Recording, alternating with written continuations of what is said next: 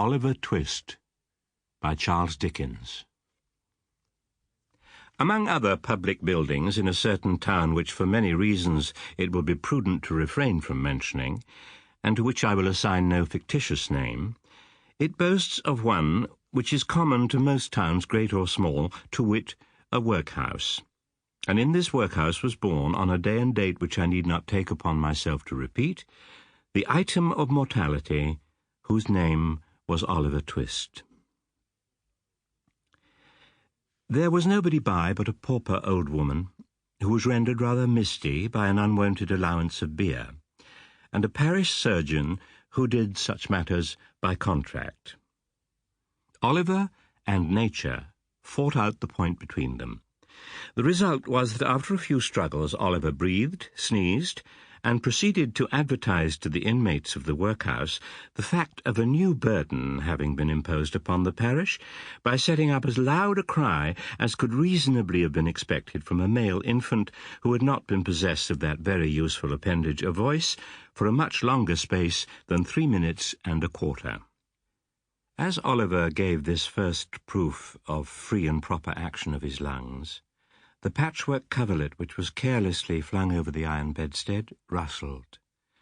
The pale face of a young female was raised feebly from the pillow, and a faint voice imperfectly articulated the words, "Let me see the child and die."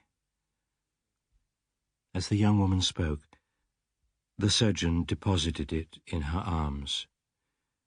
She imprinted her cold white lips passionately on its forehead, passed her hands over her face, gazed wildly round, shuddered, fell back, and died. "It's all over, Mrs. Thingamy," said the surgeon.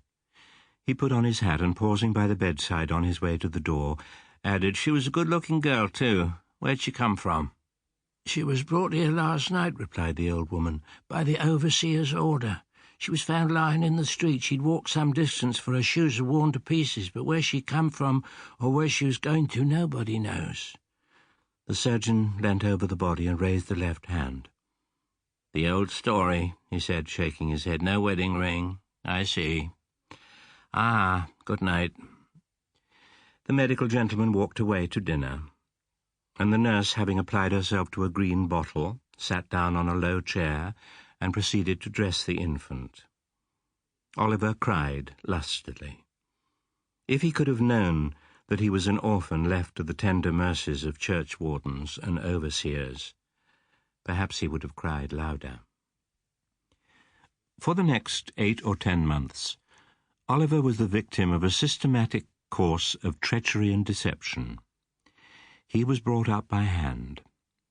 The parish authorities magnanimously and humanely resolved that Oliver should be farmed, or in other words that he should be dispatched to a branch workhouse some 3 miles off, where 20 or 30 other juvenile offenders against the poor laws rolled around the floor all day without the inconvenience of too much food or too much clothing, under the parental superintendence of an elderly female who received the culprits at and for the consideration of 7 halfpenny per small head per week.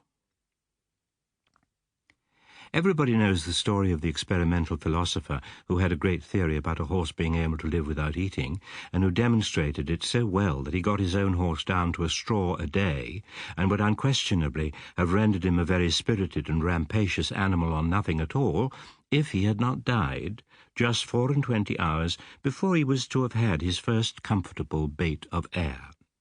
Unfortunately for the experimental philosophy of the female to whose protecting care Oliver Twist was delivered over, a similar result usually attended the operation of her system. It cannot be expected that this system of farming would produce any very extraordinary or luxuriant crop. Oliver Twist's 9th birthday found him a pale, thin child, somewhat diminutive in stature, and decidedly small in circumference. But nature, or inheritance, had implanted a good, sturdy spirit in Oliver's breast. It had plenty of room to expand. Be this as it may, however, it was his 9th birthday, and he was keeping it in the coal cellar with a select party of 2 other Sample complete. Ready to continue?